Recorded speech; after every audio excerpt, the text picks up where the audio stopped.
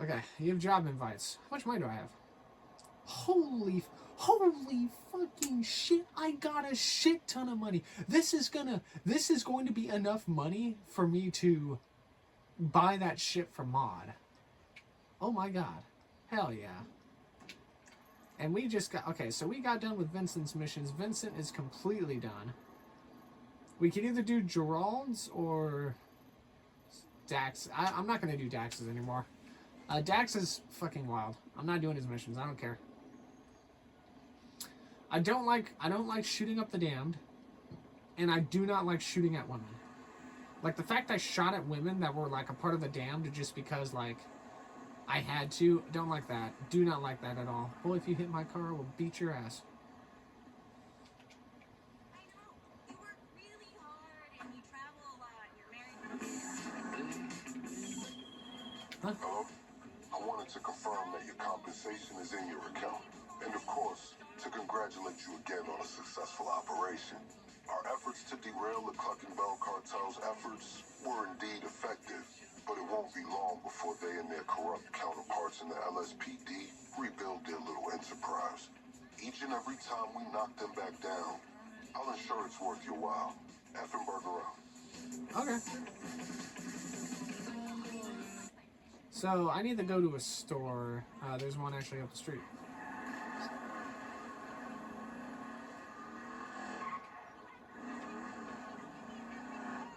The fuck is this?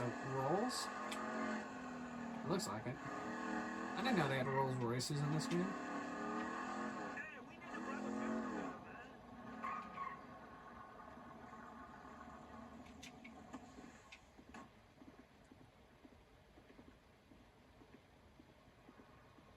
Who the hell are you supposed to be? What's wrong with her?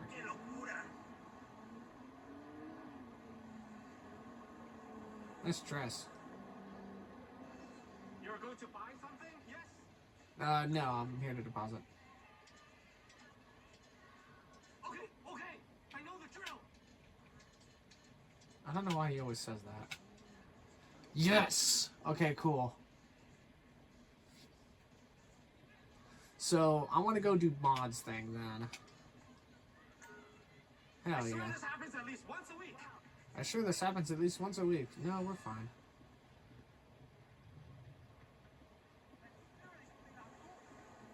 The fuck's he still yapping about? What's he saying back there?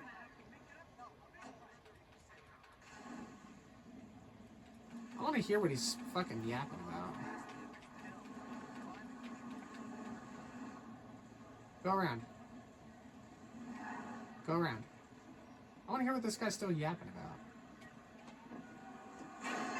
Are you? You did not just fucking hit me.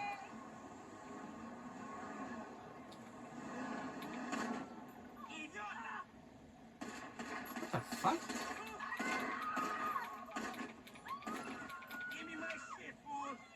Really? What the fuck? Are you shitting me?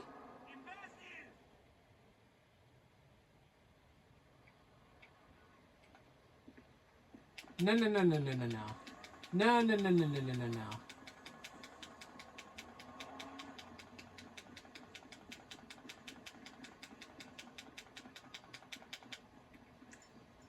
That shit was not caused by my own fucking doing. That shit was not caused by my own fucking doing. I gave her a lane on the fucking street. And she chose to ram my fucking car, so I shot at her. You do not get to shoot me for that fucking shit. I should have just pulled away, whipped it around, and hit him with the fucking car. Who was that, by the way? Was it you? Hey, I was just on my way to see you. If I see that motherfucker again, I'm shooting him.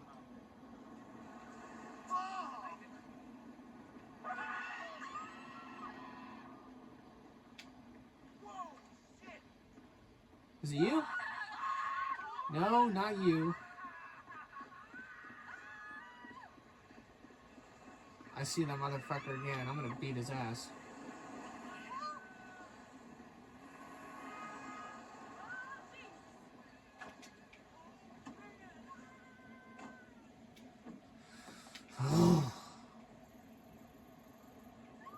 fuck? Mods missions aren't available right now. Well, what the fuck? God damn it.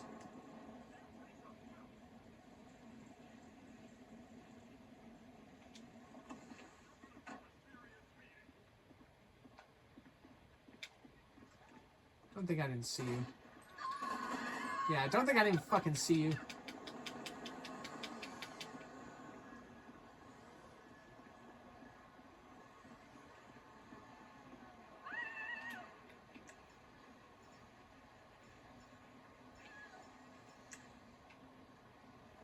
Asshole. I'm actually fucking mad. I did nothing wrong. I did nothing wrong. I parked and I said, okay, hey, you can like go. And then, oh, that fucking little...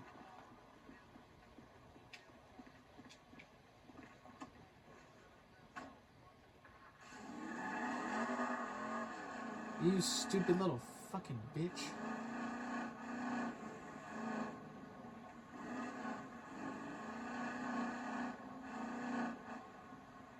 Hey, girl, what you doing? Hey, okay. I was just on my way to Memphis. I'm You know how you mentioned that last year the day you played the guitar? Hey, look, it's fuckface. Hey, you.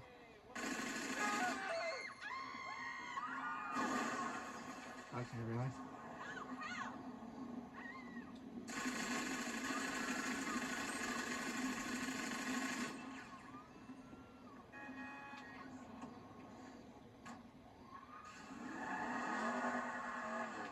Anybody with a Hispanic accent who talks like he's a fucking cholo, I'm gonna mow down.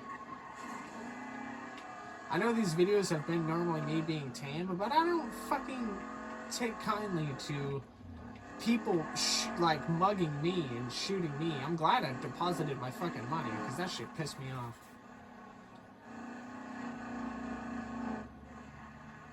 At any rate, I'm just gonna sit up here.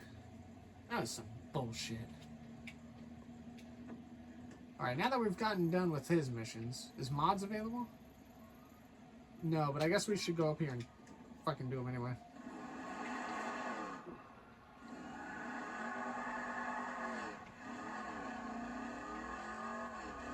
Cops don't even know where the fuck I am. It's because I flew the scene, fool. Sorry. I should buy one of these houses. Oops, sorry.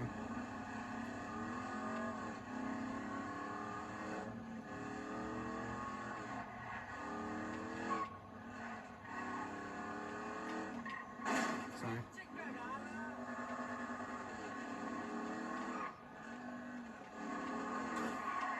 Oh.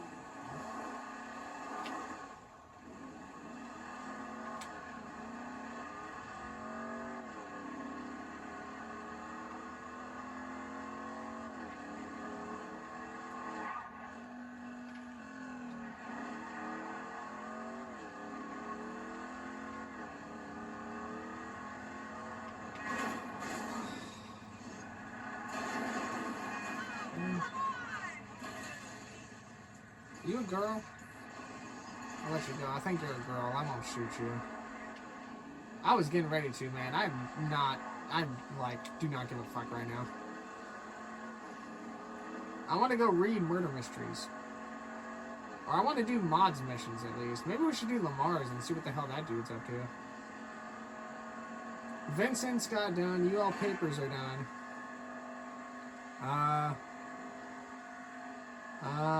Let's see. We need a scrapyard for Yusef. We need a bail bonds office for Mod. That's what I'm gonna do now. Hopefully doing these missions for like Mod or buying these places like get me some income.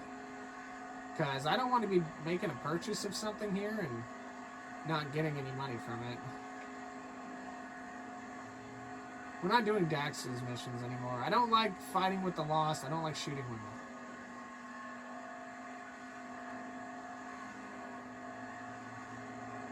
God, that'd be the worst game ever, right? You know, RPG game, or not an RPG, but like an action, like storyline game like this, and like half the enemies are women. I'd fucking lose. I wouldn't be able to fucking beat the game.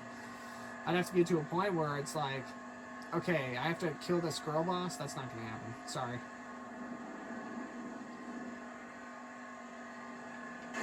my. I gotta turn around.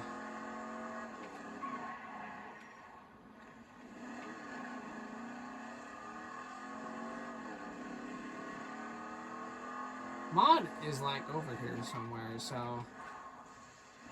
Oh no, she's not over here, is she? Well, she's like. She's not right here. She's up here, I think. I think she's like right there.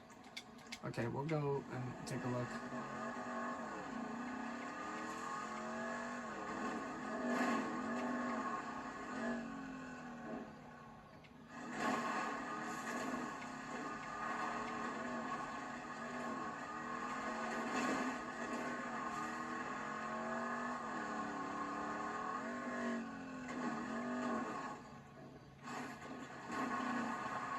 Here she is. Hey, Mom, how's it going?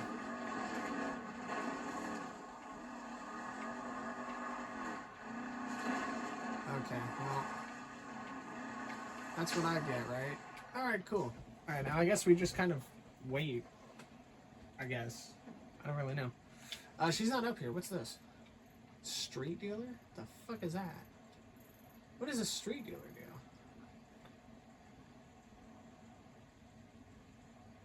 I don't know. Interesting. What is this? Discount store.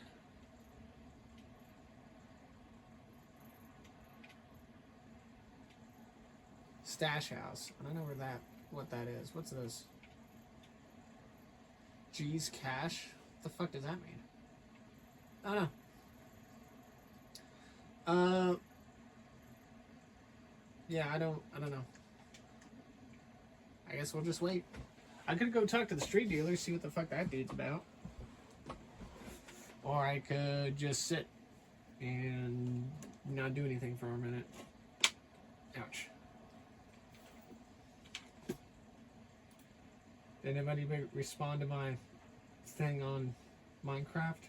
No? Well, that means the freaking server's probably still going to be lagging on. I don't know what the hell. I'm checking my phone IRL for some things.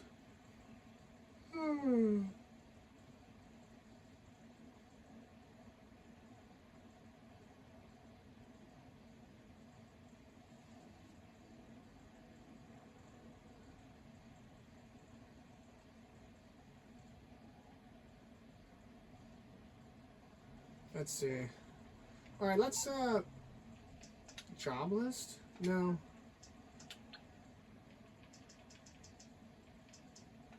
What's it called? I'm gonna be Devin Weston. Fuck out of here.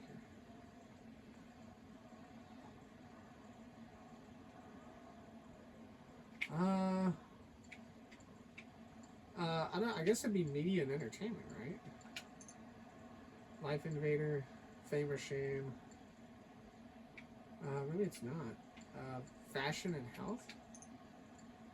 Swallow. Or Swallow Co.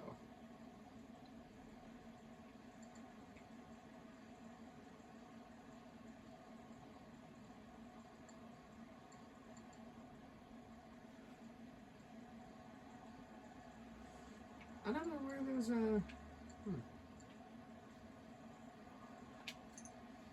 I want those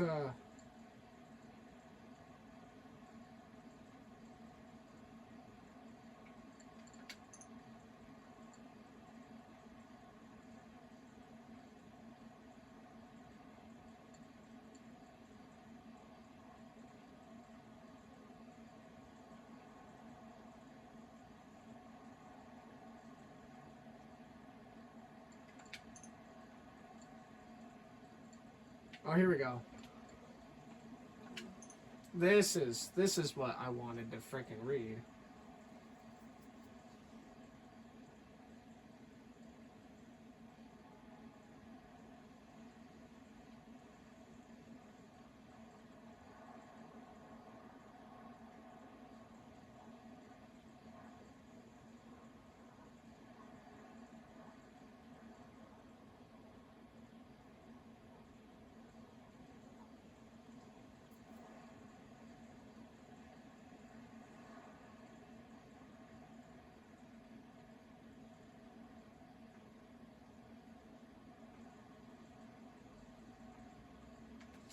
Alright, killer was never found. Update. Big breakthrough. Confession letter confirmed in a recent interview.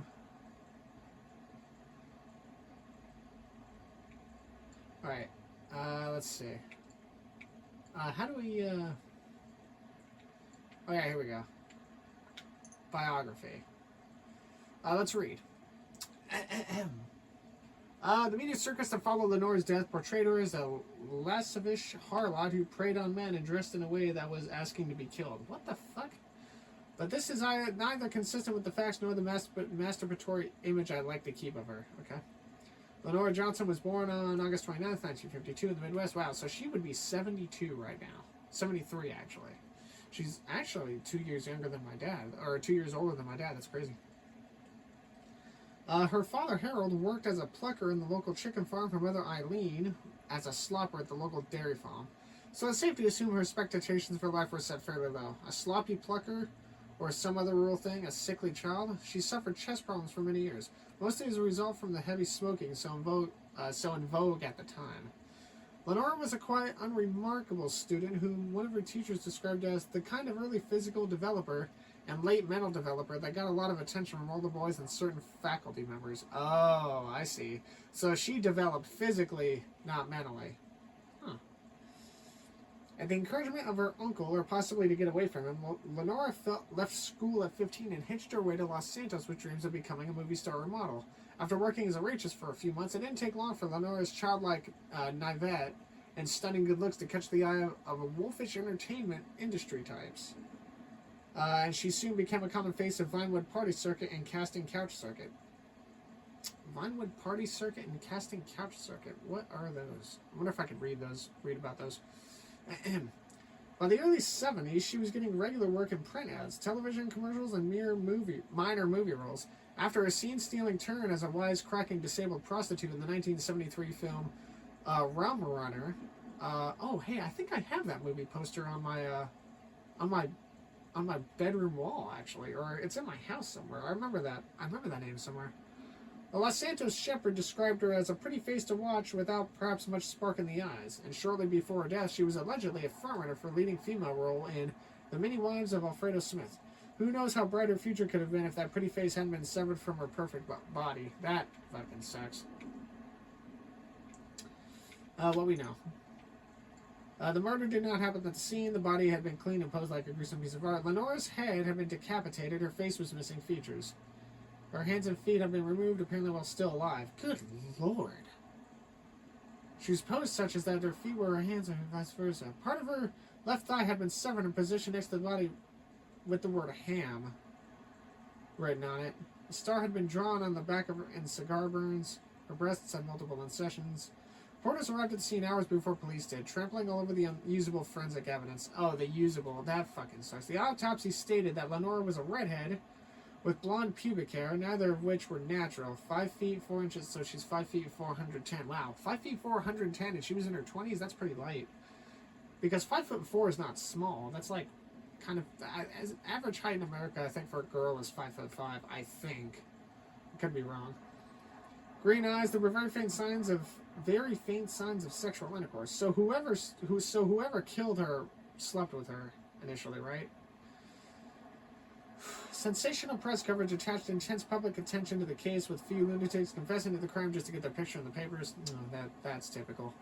Killer taunted the victim's family for years with letters, phone calls, and horrifying souvenirs, including Lenora's locket, and most famously on the anniversary of the murder, her lips. What the fuck am I reading? Good lord. The main players. Let's see. I've been through libel cases to know that I can't refer them as suspects anymore. Mitch Dexter. Wait a minute. Wait. Mitch Dexter had a star in the Hall of Fame. I think if you think Mitch Dexter still dines out of his leading role in Nelson and Naples today, you should have heard him in the late 60s. He's rumored to have had a brief, possibly consensual fling with Lenora during the spring of 69, okay? The spring of 69. Wait a second. Wait. If she's...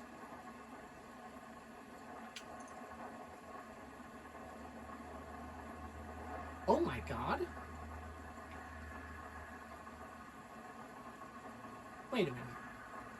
grade 69. She was 16? Oh, that's a fucking no-no zone, bud. You can't be doing that. Motive. In an interview with the Daily Globe in December 1974, Leonora talked about how a high-profile Vinewood celebrity had taken advantage of her before his 17th birthday. Yeah. Did Dexter, known as the extreme misanthropy? I can pronounce most words. This one I fucking cannot. Explosive temper decided she needed to be silenced? Good lord. Another Vinewood mystery. Blood on the rocks. Did she fall? Was she pushed? Okay. Alright, so Mitch Dexter is somebody we need to pay attention to. Harold Johnson. I don't know if he had a star on the Walk of Fame. Lenora's father. A young girl chasing fame, approval in the company of older men in Los Santos, guilty of daddy issues until proven innocent. Okay. Peter Dreyfuss. Wait, let's see, connection. In one of Lenora's last letter songs, she mentioned that a big-time director had promised her a leading role in a movie, which was widely rumored to be The Many Wives of Alfredo Smith, which, again, I think is a movie poster I've seen somewhere. Although Dreyfuss had never confirmed or denied this, some have also made the rather tenuous link before his frequent belittling of actors as harlequins and the bizarre way in which the body was posed like a pantomime jester. I don't know what that is. Motive.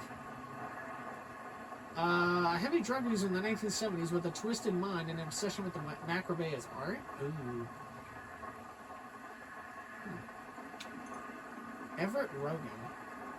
Ex-boyfriend. Let's see.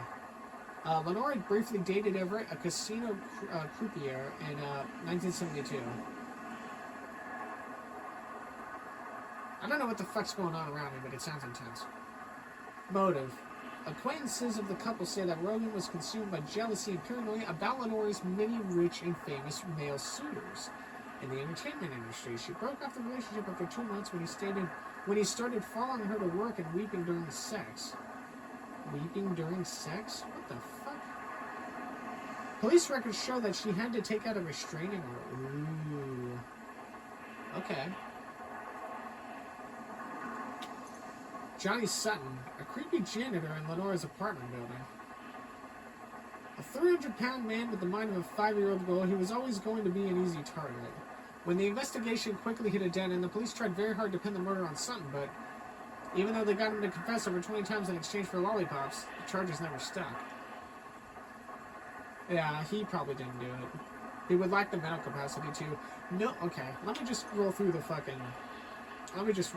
real quick. David Richards, patriarch of the Richards majestic movie dynasty. Oh, we saw a few of those, I believe, at the one theater. Motive. No clear motive, although many believe that, given all the rumors of corruption, evidence tampering, and blackmail surrounding the case, the murderer was someone in the movie industry with the kind of sway, wealth, and connections to throw the investigation. Richards allegedly sent money to her family in late March 75. This was 6 years after... Not 6 years, I'm sorry. When did she fucking die again?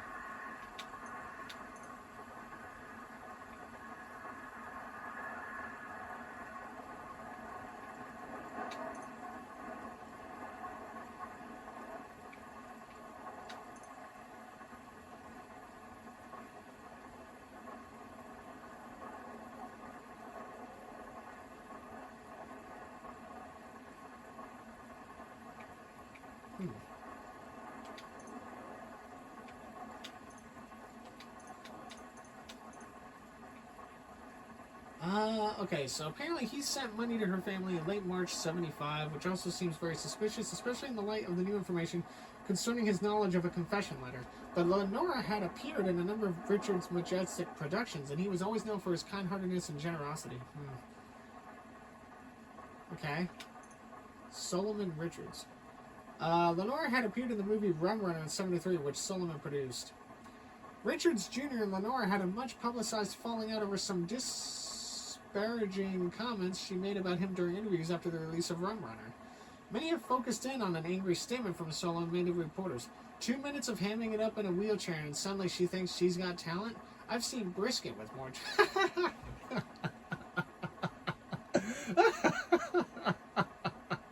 That's funny. Oh, good. Well, well, obviously he didn't mince. Geez. I guess he didn't really mince words over that. Geez. Pun intended, by the way.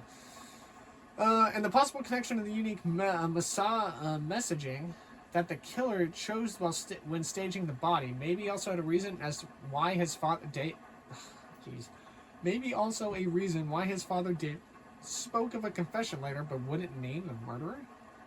Isn't Solomon Richards fucking Michael's buddy guy in the storyline? Carly Farron. Lenora's transgender roommate and the person last seen with her before her death. Also, the LSPD report states that the anonymous call tipping him off to the location of the body was from a woman with a deep voice. Both are born Carl Ferret. She idolized Lenora, and after going some rather unsuccessful gender reassignment procedures on the black... Good Lord.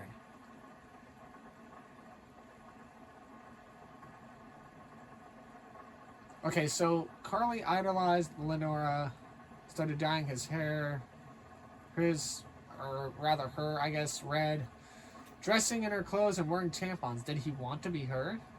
I don't fucking know. Betsy O'Neill. Fellow actress, big movie star in the 40s and 50s. Well into her 40s by 75. Okay, so apparently Lenora died in 75 is what I'm guessing. So Lenora was only... wow, she was only 23.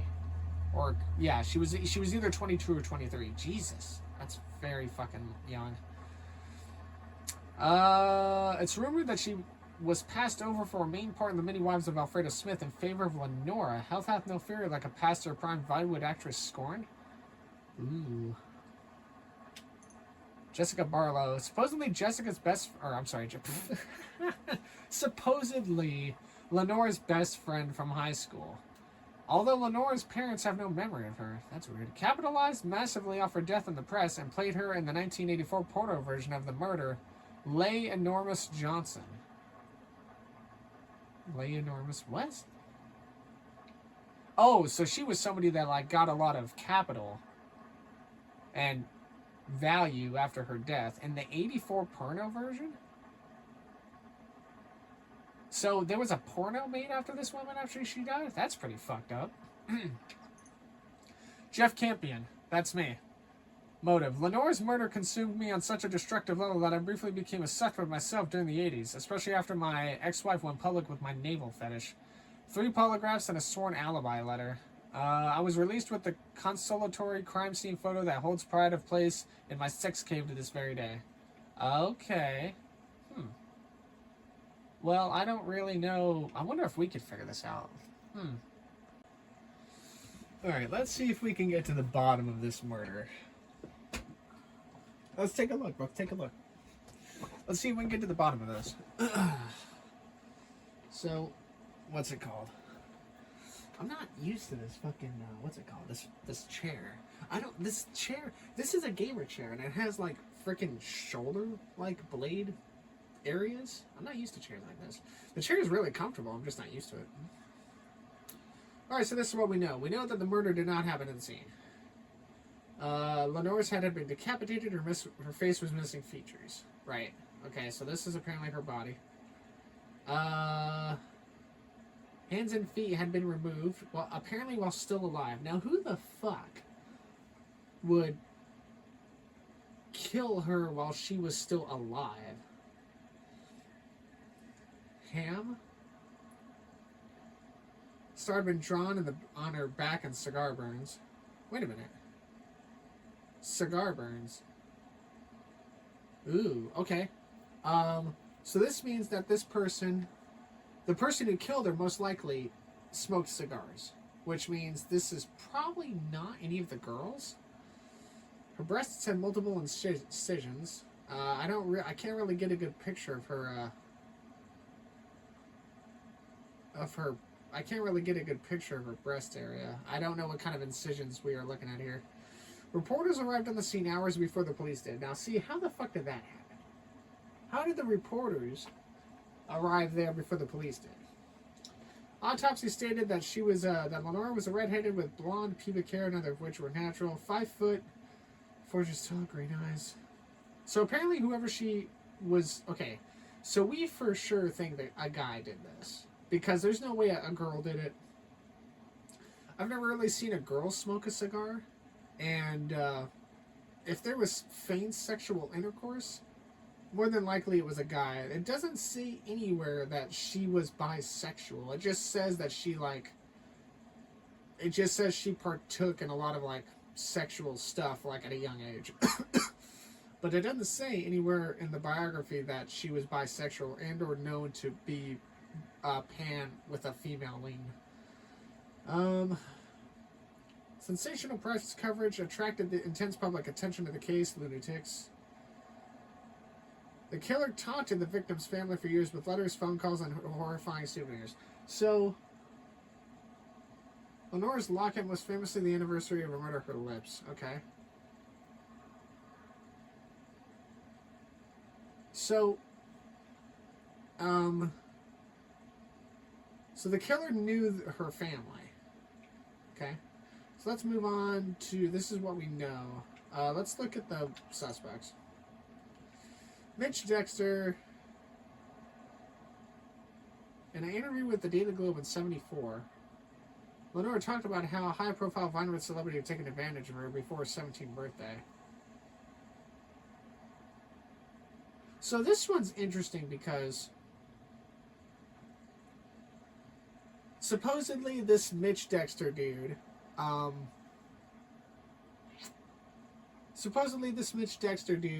had a sexual kind of relationship with her before her 17th birthday. So now she died in 75. So the motive would be if she had an interview with the Daily Globe, which is, I'm assuming, a super high-end newspaper or media outlet. I'm going to assume that this would maybe get Mitch's attention because this was 5 years prior, technically. 5.5 years prior. 69.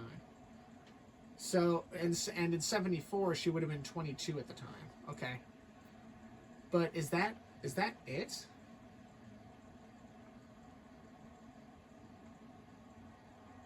Oh, in Naples Today. Okay. He was Nelson in the movie Naples Today. I need to find out information about these movies. Harold Johnson, Lenora's father. I feel like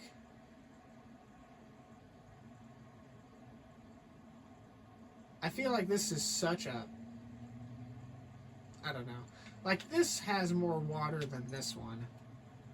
Really, the father? Oh, Leonora. I've been calling her Lenora. This is Leonora. Leonora Johnson. Okay, I've been calling her Lenora this whole time. I'm sorry. I'm a fucking idiot. Alright, so a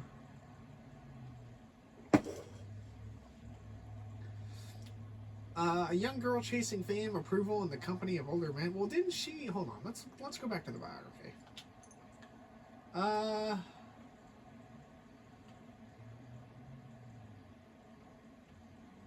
So Leonora. Okay, so Harold was a plucker in the local chicken farm. What is a plucker? Let me see what that is real quick. Let me Google this. If a plucker, let's see.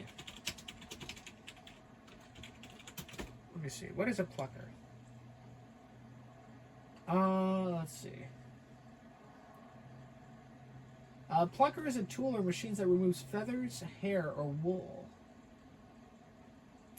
Can I see what an image of this would be?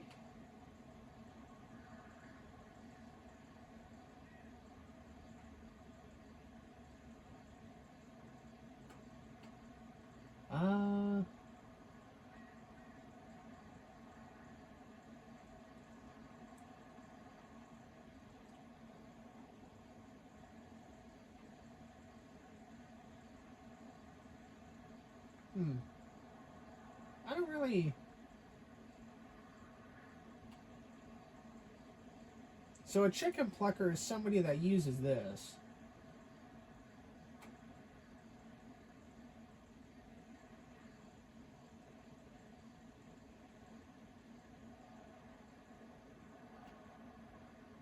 Okay.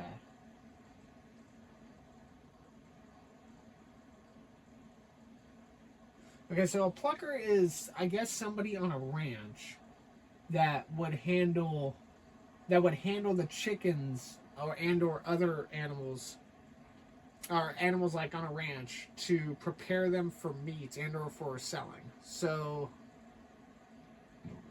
Harold on a chicken farm probably was the one that prepped the chicken meat for distribution. I don't know what I don't know what this would be. Eileen's not a suspect, so it's probably not her. Yeah, I just don't really see. I mean, how was her body dismembered? Cleaned and posed like a gruesome piece of art.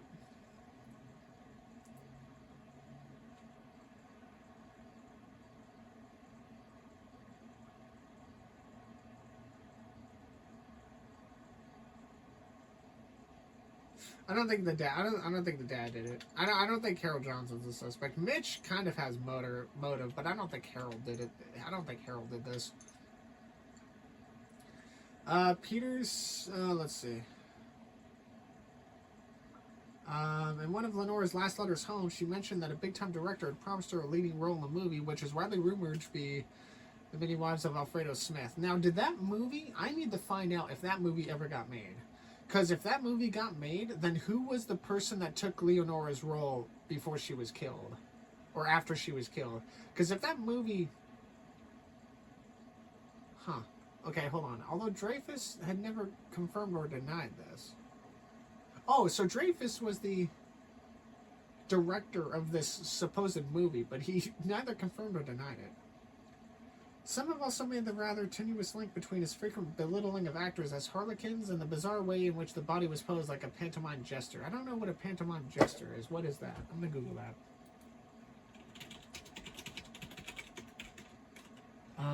Jester. What is that? A pantomime jester is a character in a pantomime who interprets the gestures and facial expressions of a mute character and or the audience. So,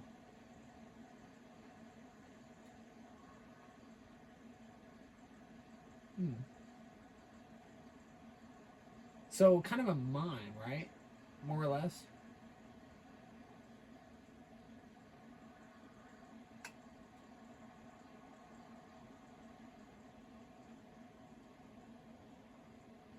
A heavy drug user in the 70s with a twisted mind and obsession with the macabre as art. Okay, so maybe Dreyfus. I mean, it would fit the whole twisted, like, star thing, right? With the macabre and stuff. So, okay, so Peter, I could see Peter maybe being a guy for this. But I don't know. I just feel like, what the real motive, though, what would the real motive be? Because if he's a director who was known for belittling actors of harlequins and I guess having them pose in weird ways during his films, then why didn't he pose the body? Is this how the fucking pose? Is this how she was found? That's not really a piece of art. That just looks like, I don't know.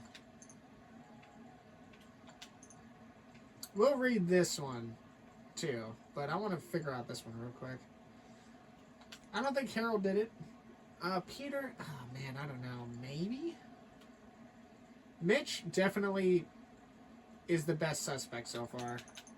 Because of everything kind of happening. Like this interview at 74 and then she just dies a couple months later in 75. And Mitch, apparently, Mitch would have been somebody that would have had connections. Which is fascinating.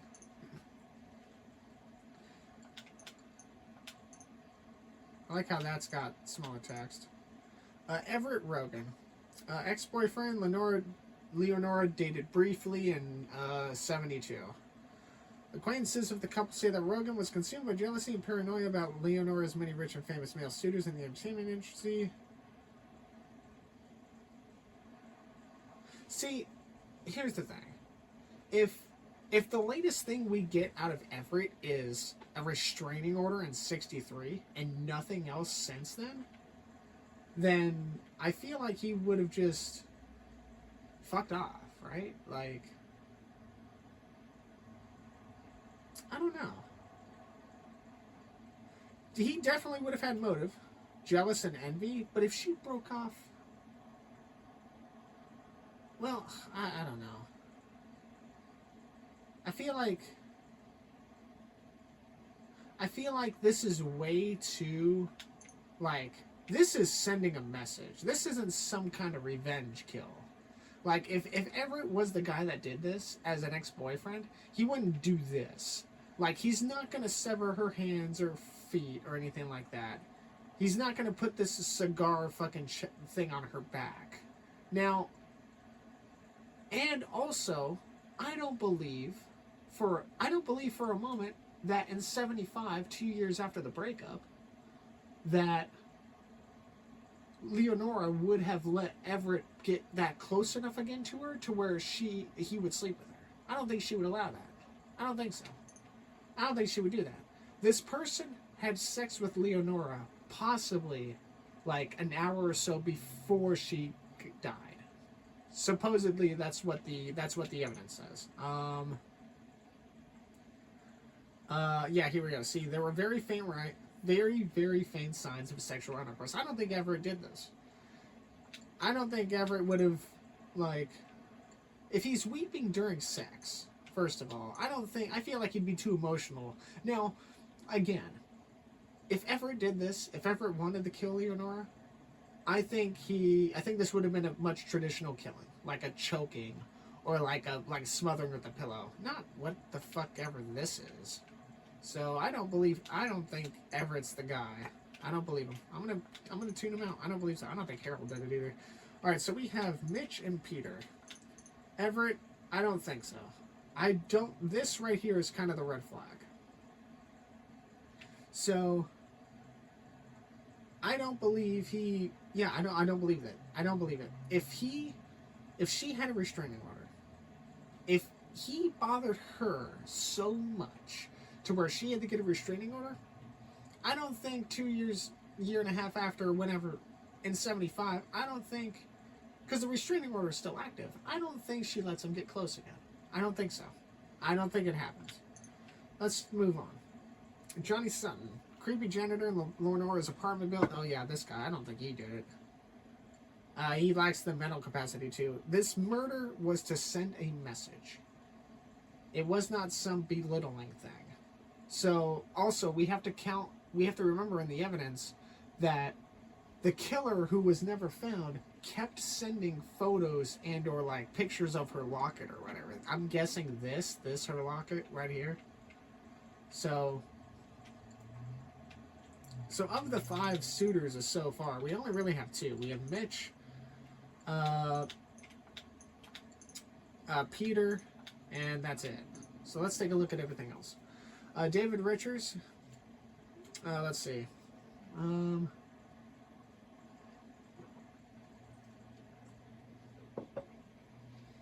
No clear motive, but given all the rumors of corruption.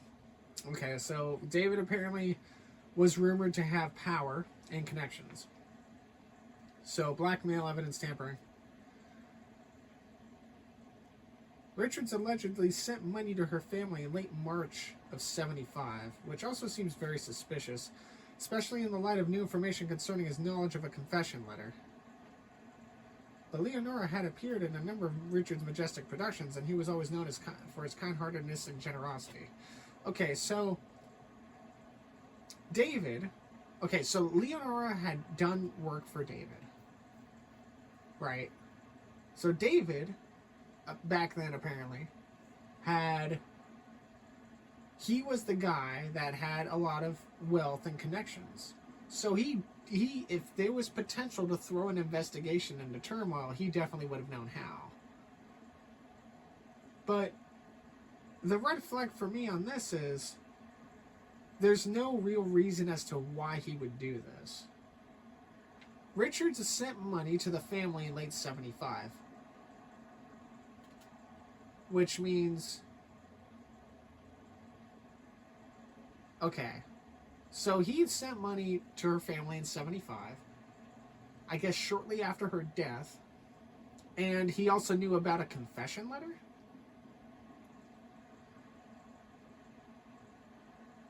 What kind of confession? A confession of killing or like a romance confession?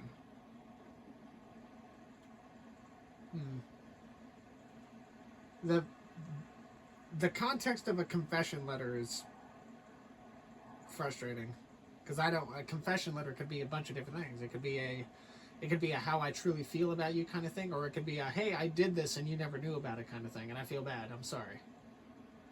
So I don't know.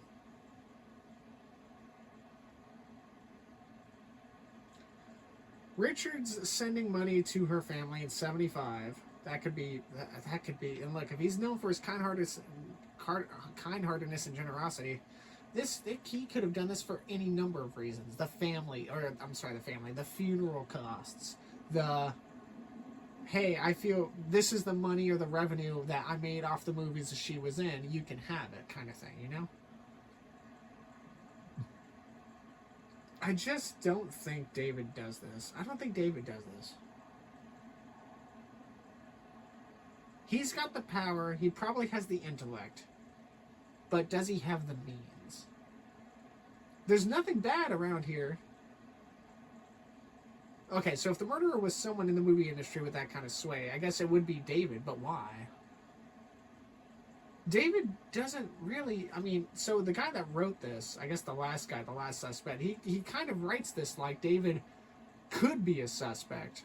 He paints him out to be a possible suspect, but then at the end he kind of like paints him as like, oh, did he really do it? He seems way too, he seems like he was really good to Leonora for his, for helping her and getting the roles or whatever for her, films or whatever. The confession letter, let's just say for a moment this was a romance confession letter.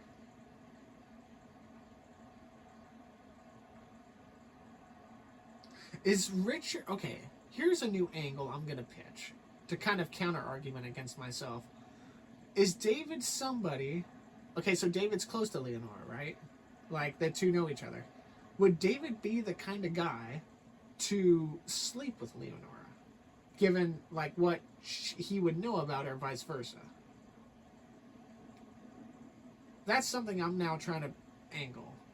Part of me is saying that he probably didn't do it because he's, super nice and kind. But now the other side of me is arguing against myself, saying, well, if she had some kind of sexual intercourse prior to her death, this had to be somebody she knew. Possibly knew enough to where, hey... she probably didn't think nothing of it. Probably second nature, right? Out of reflex, even. So would David have been somebody that she would have, get close to her like that? The whole thing that's triggering me in this is this sentence right here. Sent money to her family in 75. Now, why would it seem suspicious? If Richards was known for his kind-heartedness and generosity, then wouldn't it be common for somebody like him to send donations of money to people if, something had happened?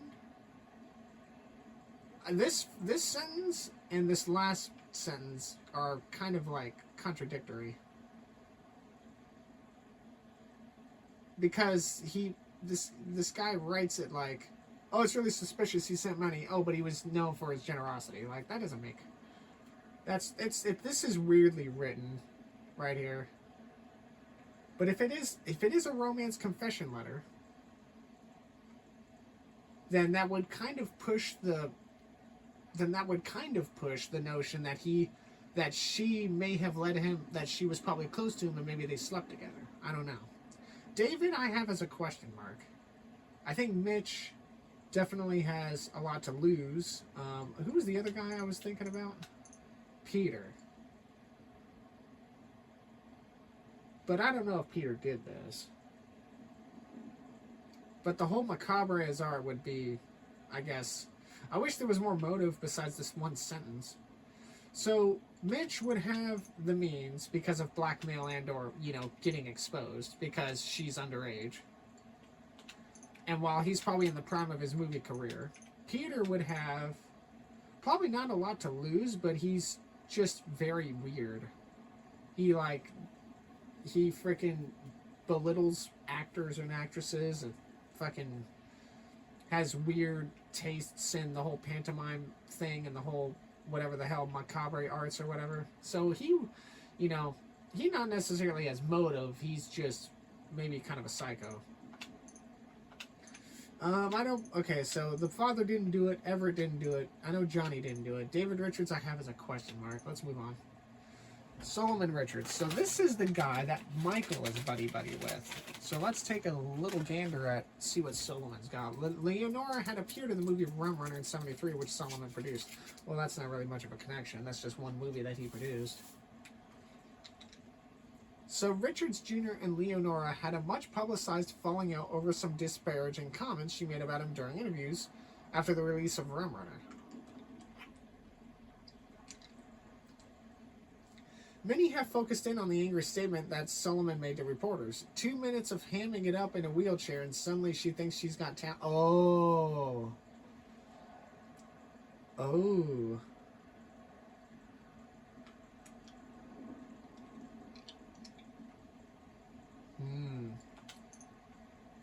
The word ham was written on her thigh.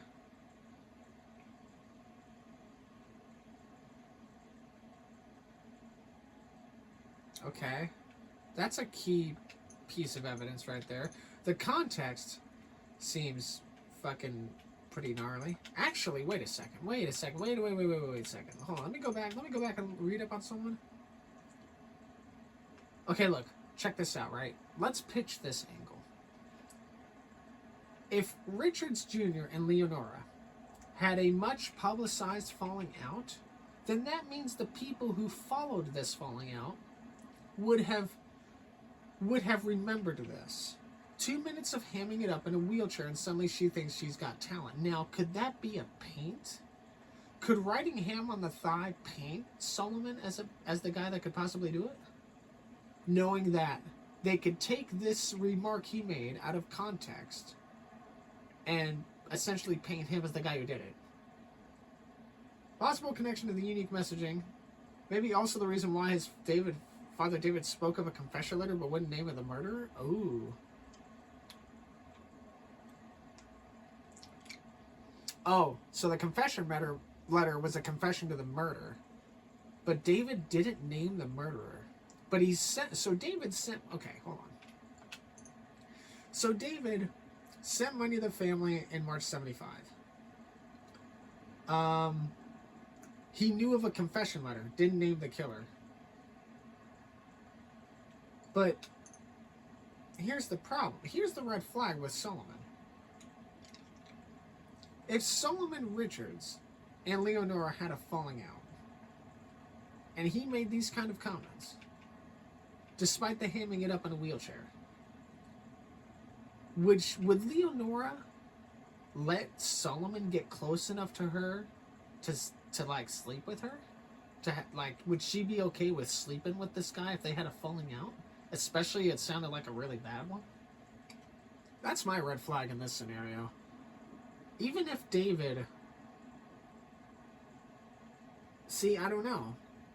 I think whoever killed Leonora took this sentence from the reporter out of context and painted it to maybe make the people think that Solomon may have had a hand in it just because of the message on her thigh. But that could be anybody. Like whoever was following this falling out, that could be anyone. I've seen people take things out of context said by other people and paint an event that makes him look like the bad guy. Because this is what they said. Well, now look what's happened. Well, now you're the leading suspect because you had said this. Okay. Well, just because he said it doesn't necessarily mean he did it. I feel like that's a very, very common trope in, like, murder mysteries. Is looking at an enemy, looking at somebody who didn't get along with the victim, taking something that was said or wrote down out of context during the murder to make it look like they may have had something to do with it, right? Like, but I don't think Solomon does this. I'm pretty sure Solomon Richards is the guy in, fucking, what's it called? The fucking Michael's buddy, right? I'm fairly certain it is. Let me see.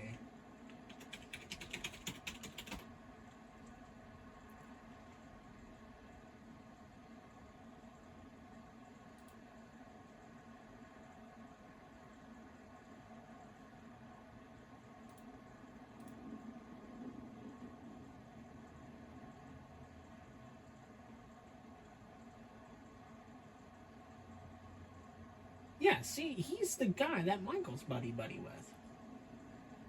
But he's still in the movie industry. Oh man, I would have to more or less play those, oh my gosh, but those missions take place like more than halfway through the actual storyline. They're like a side quest mission you could do for Michael. I don't know. I think David's a bigger question mark than Solomon is. I don't think Solomon did this. Because if Solomon and Leonora, like I said, had a falling out, I don't think she lets him get close enough to sleep with him. I just don't think so. The big thing in all of this that I'm keeping tabs on hard is if there's feigned sexual intercourse prior to her death, this had to have been somebody. Now, I guess he could have, he could have raped her, I guess. But I don't know. I just don't think. I don't think Solomon did this. Carly, Leonora's transgender roommates and the person last seen with her before her death.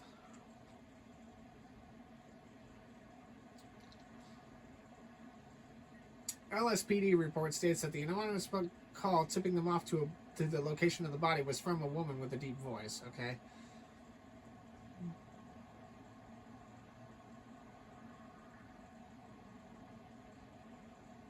So this person idolized Leonora. Unsuccessful gender reassessment procedures on the black market, which sucks.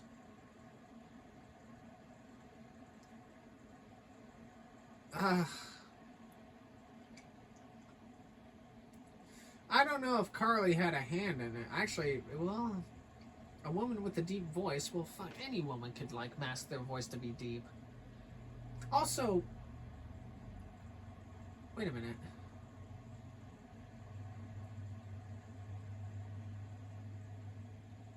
If the LSPD... Okay. If Carly is suspected to be the person that reported the body to the LSPD as an anonymous tip, then how did the press get there before the cops did hours before? How did the press know where the body was versus the LSPD?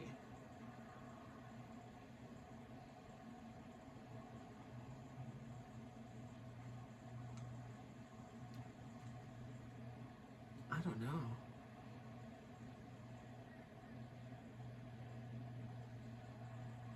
I wish we had more details about Leonora's roommate. Because was Leonora, like, helping Carly out with, like, the failed and successful gender reassignment? Or... I don't know. That's weird. Well, okay, so apparently they were roommates before her death. Yeah, so they were still roommates. I don't know how close they were. I don't even know if Leonora was weirded out by fucking Carly's obsession with her. Oh, that's a fucking trip, by the way. How the fuck is your, like, personal idol, like, your roommate? How the hell does that happen?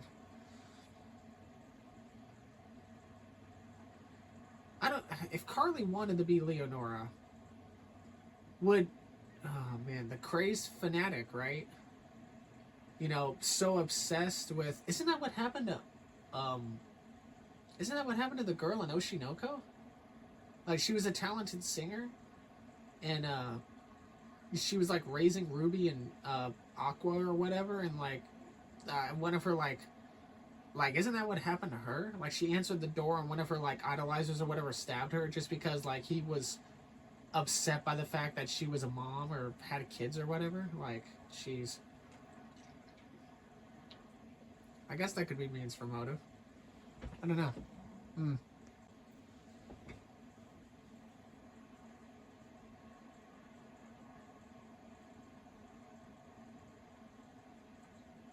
Uh, the crazed lunatic idolizer.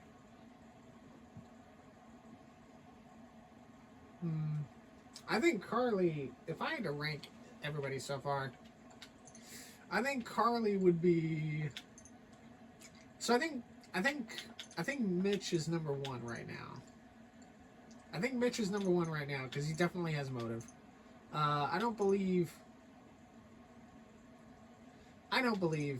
Peter did this. So Harold, Peter, Everett, Johnny, these four guys I don't believe did it.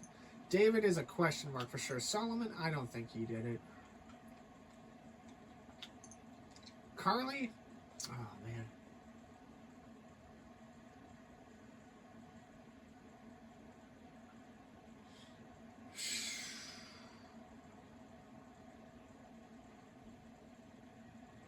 So the LSPD gets an anonymous tip. It's a woman with a deep voice. That could be fucking anybody. All right, women can have deep voices. They don't have to be transgender. Some women just have naturally deep voices.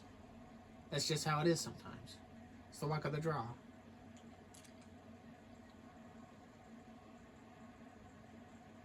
If it was, oh Jesus Christ, if it was, unless if Carly, I don't know. So here's the thing I don't get. Here's the red flag with this. If the LSPD say that the call was a woman with a deep voice, then was this Carly? What does Carly sound like? Like the person that took the LSPD call, right? At least back then. I know back in the 70s they still had this. They had, you know, voice recording. They should have brought Carly in and had her talk normally and in an interrogation room, and then have somebody play the call back in the observing room just to see if the voice tones match, because that's what I would have done. Hey, this person, you know, rumored to, you know, is a suspect in the case. Let's see if her voice, if we like they wouldn't even know. Like if I'm the interrogator, right, and Carly's sitting in front of me, and if I ask her, hey, you know, do you do voice acting or something like that, I would try to lure her into showing me how she talks in different tones, like high pitch, regular, and then I'd say, oh, can you do a deep voice? And then the people in the observing, as soon as they hear the deep voice, bam, record that voice, and then side by side compare it to the voice over the phone on the call, on the anonymous call. See if the tones match. That's what the LSPD should have done. But the fact that they didn't, supposedly, which, jeez, that's fucking more loopholes than a Hot Wheels track. I don't know. Carly definitely has motive. The crazed lunatic idolizer. I've definitely seen it before. Like I said, I'm pretty sure that's happened to. I'm pretty sure that's what happened to. The Oshinogo, no, Oshi, whatever the fucking girl's name. The purple girl with the sparkle like eyes that sang was like an idol, and then she got like knifed or whatever. I guess I would have Carly. I guess I would have Carly above Solomon, or actually no. You know what? I'd have Carly above Peter, but below Mitch. So she would be number 3. Betsy O'Neill. Fellow actress, big movie star in the 40s and 50s. Well, let's see. Hell hath no fury like a pastor prime invited to an actress scorn. No, because she probably didn't know Leonora enough. And why would I don't think another woman is going to have sex with a woman before she kills her. I've never heard of that. If there are some murder mysteries out there where, you know, that happens between two women, let me know. I will definitely look into it. But that's just not something. Now, and remember, this is during the 70s. So maybe in today's age it's a little bit more common or potential. But this was during the 70s. There ain't no way. I don't think. What's her name? Betsy? Yeah, I don't think Betsy did this. Jessica Barlow. Supposedly Leonora's best friend at school. I wish this was like a mission or something you could do. So Leonora's parents apparently don't remember Jessica Barlow, which is crazy. Capitalized massively in the death in the press, and played her in the 1984 porno version of the murder, Leonora Johnson. I don't think she did this. That'd be pretty fucked up, though. I don't think Jessica. For now, I don't believe Betsy or Jessica did this. And then it's this guy, Jeff.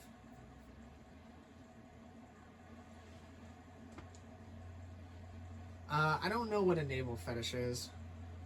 3 polygraphs and a sworn alibi later, I was released. With a consolatory crime scene photo that holds prides in my place. Alright, so Jeff probably didn't do this. Because if the murder consumed him, then he probably didn't even know, right? Like, he probably didn't know. Like, the murder consumed his identity, essentially. So, but if there's no murder, there's no identity to consume. So therefore, I don't believe he did this. He's just super fucking obsessed with it. I guess kind of like how I am right now. Alright, so in the list of suspects, we have Mitch Dexter, who I guess has the most to lose. Because he had sex with her when she was underage. And in the interview of December 74, it would line up with why she died like January or February in 75. It lines up a little bit. Now, did Mitch...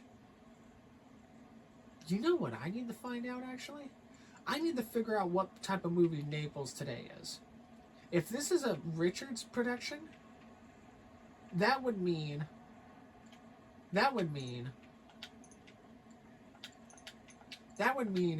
David has... Oh, I'm sorry. That would mean David has motive. Because if David and if Solomon produced Rum Runner, in which she was in, so let's say that here, let's have this timeline figured out real quick. Solomon produces Rum Runner, so Leonora knows Solomon. The two have a falling out. Leonora apparently does not have a falling out with Solomon's dad, David. She comes out in 74 and says, "Hey, you know, I'm not naming names, but, you know, I had a big old affair with this, you know, aspiring movie actor in the late 60s. If Naples Today was made by the Richards Majestic Productions, then that means David would know who Mitch is. So, if this happens in 74, if Mitch is freaking out, but he knows... Look, check this out. If Mitch knows that Leonora is still doing films for David because of the Rum Runner in 73, then he would probably reach out to David for a favor, right? So, Mitch reaches out to David for a favor, or for a cover, pays a lot of money for him. Mitch technically, as an old love or an old romance, would maybe be the one that Leonora would let sleep with her, and then maybe kill her later on. Mitch kills Leonora, does all that crazy shit to the body to paint like different suspects. The only thing that is a red flag with this is the ham on her thigh. Now, why would Mitch, wanting help from David, try to paint David's son Solomon as the guy who possibly murdered her if the two had a falling out? That's the only barricade in this equation. If Mitch is going to paint somebody out to be the killer, why would he paint David's son Especially since the two had a falling out in 73, right? Like after Rum Runner?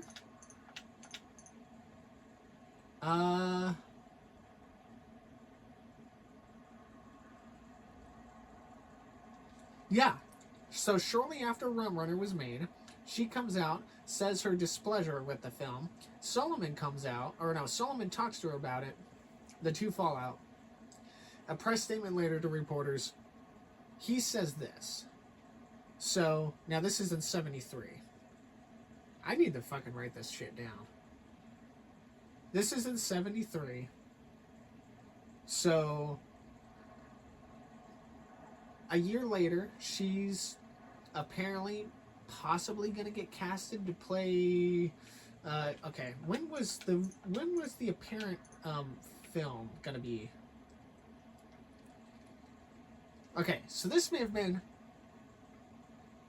Okay, see, in one of Lenora's last letters films. So, The Many Wives of Alfredo Smith. Alfredo Smith was directed by Peter Dreyfuss, or the guy that, the guy that was going to make the movie. So, if this was one of her last line of works, supposedly this film, which he does not confirm or deny, then...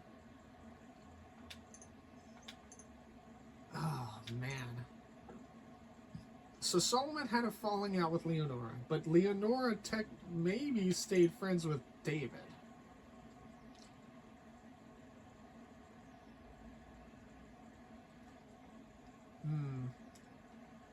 I don't know.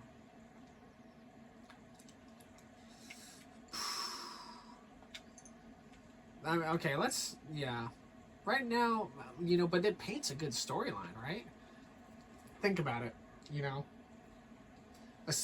in his prime actor, probably in his 30s, Mitch Hanniger? No, Mitch Dexter. I don't know where the fuck I got Hanniger from. Mitch Dexter, right? Late 60s, aspiring role. Naples Today, right? Let's just say for a moment Naples Today was a Richards Majestic production. Richards Majestic RMP. Let's just say it was an RMP film. Naples Today is an RMP film, so, he has a fling with Leonora during 69, spring of 69. Next winter, a year and a half later, 74, she comes out, says, she, fine with celebrity taken advantage of before 17th birthday. Actually, wait, if this was consensual, then why would she name drop somebody?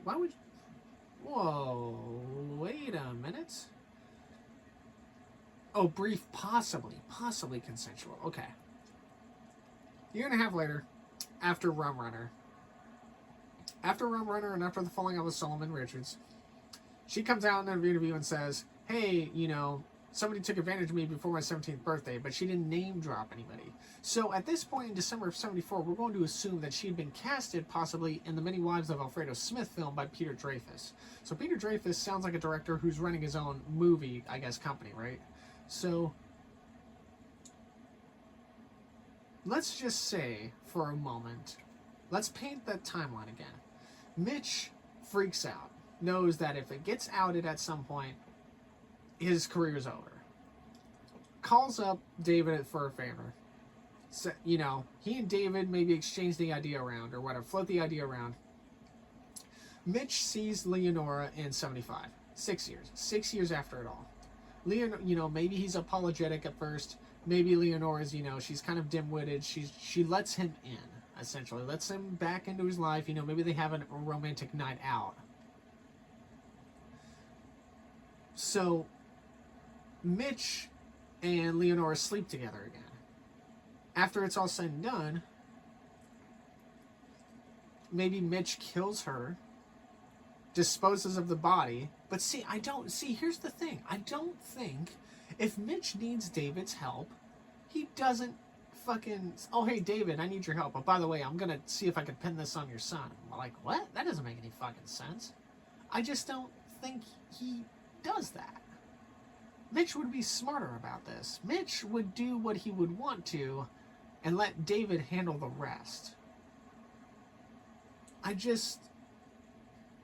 that makes me wonder. I mean, while the picture and the visual and like the story I paint seems to hold water, the whole this right here, this is what kind of like is the red flag. Like writing ham on the thigh, that is the red flag. And also, check this out. This makes me believe that Carly didn't do it. Because if Carly wanted to be like Leonora, wouldn't she want to keep some of her body as like a memento or something like that? All of her body was like a found, essentially. Like, you know, actually, wait a minute. No, her lips weren't there initially. Here we go. Yeah, her lips okay.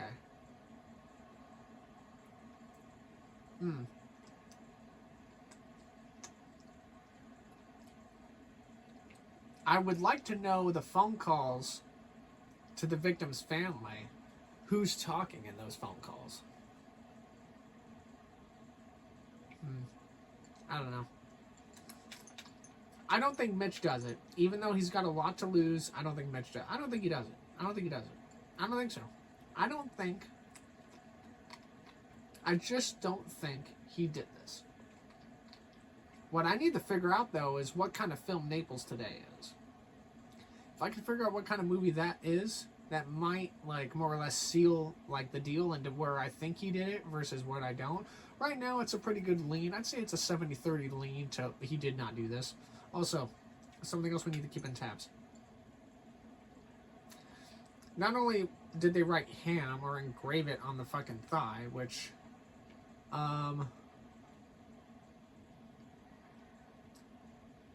is ham severed? Or I'm sorry, is ham like imprinted? Or is it like, I don't know. I feel like the ham shit was just a plan to paint Solomon as the guy. Star had drawn on her back in cigar burns. Okay, cool. So who the fuck, like... Mitch, it doesn't show anywhere on here that Mitch smoked. Harold did not do this. Get the fuck out of here. Heavy drug user in the 70s with a twisted mind and obsession. See, if he's a heavy drug user... I've never seen a drug user smoke a cigar. I've never seen that. Like, his whole obsession with the whole macrame art and all that shit, yeah, you could say, oh, he did it. But a cigar, if he's a drug user, listen. How many drug users do you know? Especially hard in the paint drug users. How many of them do you know about, like, that actually smoke cigars? Like, I guess a normal person. I sure shit don't know anybody like that. I don't think... Okay, let's just run through the fucking suspects again. Mitch, very, very strong potential. Red flag is the whole brother thing. Harold, no.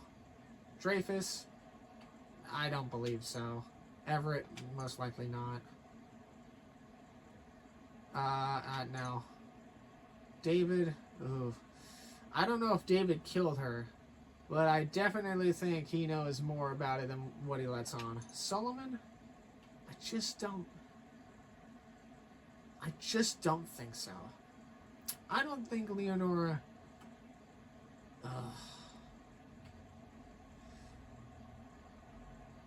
I don't think Leonora lets Solomon get close enough to where the two sleep together. This one's a question mark.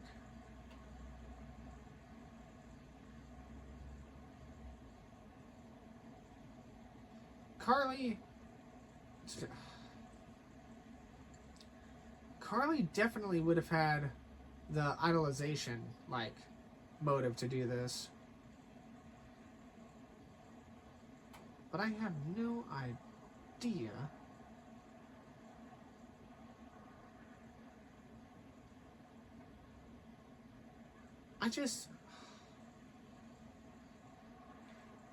So she's the last person that saw Lenora before her death. Was last seen with her. That makes me wonder if... Well, actually, wait a minute.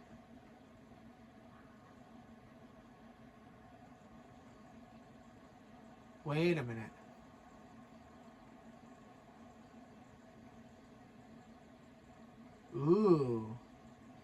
no. I was gonna kind of paint. So if Carly was idolized and obsessed with Leonora, when Leonora left that night, maybe she and Carly were seen talking, in like a parking lot outside of wherever they were staying.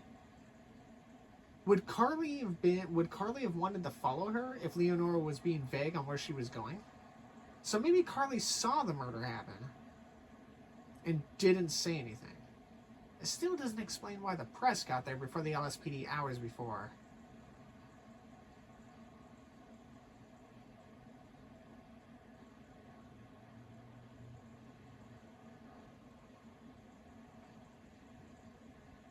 I don't know.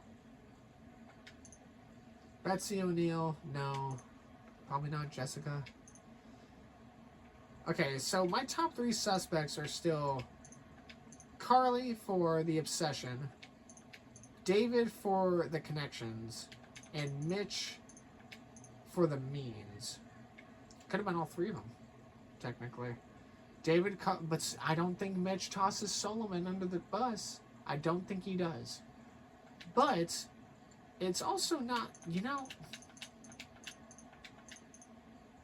how fast was the body found? Because here's a different story, right? Here's a different story that I'm going to paint for everybody to listen to in this, I think I've been rambling about this for an hour now, if not more. Here's something I'm going to paint. Let's just say for a moment, Mitch, let's back up to my theory on Mitch and David. Mitch feels like he's going to get blackmailed soon and or, ousted or whatever. Hey, you had an affair with a 16-year-old girl, your career's done. You're, labeled a pedophile or whatever the fuck that stage of a pedophile is for people finding that age, attractive or whatever. Let's just say that happens. Mitch, David has the means and the wealth and the power and the connections to throw everything askew. Let's say Mitch is going to meet Leonora. Leonora tells Carly, hey, I'm going to go meet somebody, but, I can't really say who. It's just going to be me and this person. Okay, cool. So Carly, maybe a little upset that she doesn't know, maybe follows Leonora. Leonora meets up with Mitch. Mitch and Leonora do the dirty, and then, obviously nobody's there to see it. Carly watches Mitch kill Leonora. Right? So let's think of it like this. Mitch kills Leonora. Does the whole dismembering of the body or whatever and fucking all that stuff. But when Mitch leaves the body in it where it currently is, what if Carly is the one that imprints the word ham on the thigh? Because who else would know about that publicized falling out more than maybe Carly? Let's say Carly puts the ham on the thigh to kind of point the finger maybe to Solomon. Without unintentionally knowing that David is working with Mitch. Mitch kills, David covers. Carly skews the blame onto Solomon, David's son, but Mitch doesn't do that. Mitch didn't do that, so now he's freaking out. Maybe David thinks, Mitch, what the fuck happened? And Mitch is just like, well, I didn't do that. So now there's 2 different cards in play. So Mitch does the killing, Carly does the editing, I guess, right? That would be the only way, because why would you write the word ham on her thigh to point the finger at Solomon based on his comments? If Mitch does it if Mitch just kills Leonora, doesn't do anything else. Carly does it without knowing what's really going on, just because she's obsessed and all of that stuff. I don't know. And she keeps her lips, so maybe she had her lips styled like hers. There's a bunch of potentials. I don't know who actually. I think Mitch did the killing. I think Mitch did the killing because he had the most to lose. But I think David covered. And I think for fear after, and here's another thing too, let me add. Carly writes the word ham on the thigh to point the blame at Solomon for his comments in 73. As a frickin' trivial, oh, remember this old interview from a year and a half ago? Oh, it could have been Solomon. David covers, gives money to the family, but doesn't provide a name, does not name drop in the confession letter. So, think about it, right? It took a month for David to send money to donate to her family, and also to provide possible evidence of a confession letter of which he does not name drop the suspect. So, perhaps when the finger started getting pointed at Solomon, David had to kind of weasel his way around with the money to make sure certain people got paid to look the other way, while he could provide maybe an alibi or a cover for his son. His son, who got drug into it unintentionally by Carly, because she knew of the falling out that he had with Leonora, and if Carly's the idolizer, then she's pissed at Solomon for pretty much calling her all those things, so now she's painting him as the bad guy, when really Mitch did it, but had no idea Carly may have followed Leonora there. That would also explain why Leonora knew, or why Carly knew where the body was, potentially. So, let me give you the cliff notes. Mitch and Leonora date again. Or Mitch and Leonora have a hot night out to reminisce, 6 years after. Mitch kills Leonora. David covers for Mitch. Let me get the timeline fixed here. So Mitch and Leonora have a hot night out. Leonora doesn't tell Carly where she's going. Carly follows Leonora. Carly watches Leonora and Mitch go at it. An hour or so later, Mitch kills Leonora. Really dismembers the body, goes ham on it, essentially, no pun intended. Carly trying to watches Mitch leave. Mitch and David are in on it. Carly does not know that David's in on it with Mitch, so Mitch points the blame at Solomon, because Carly, in my mind, is probably pissed of all those things, pretty much may have ruined possible more film roles based on what Solomon had said, because Solomon was a director under David's name as his son. Carly points the finger at Solomon, so now David has to play catch-up cover because he doesn't know why his son's a fucking suspect in all this. So he covers for Mitch initially, and then has to freaking really hard cover for Solomon, hence the money payments and the possible confession letter, but not naming in the confession letter. So all three of them probably had a hand in it, maybe. Or maybe she just outright did it and I'm just being fucking stupid. I don't think this guy did it, but that'd be funny if Jeff did it. I don't believe so, though. But yeah, that's just what I think. So, hooray.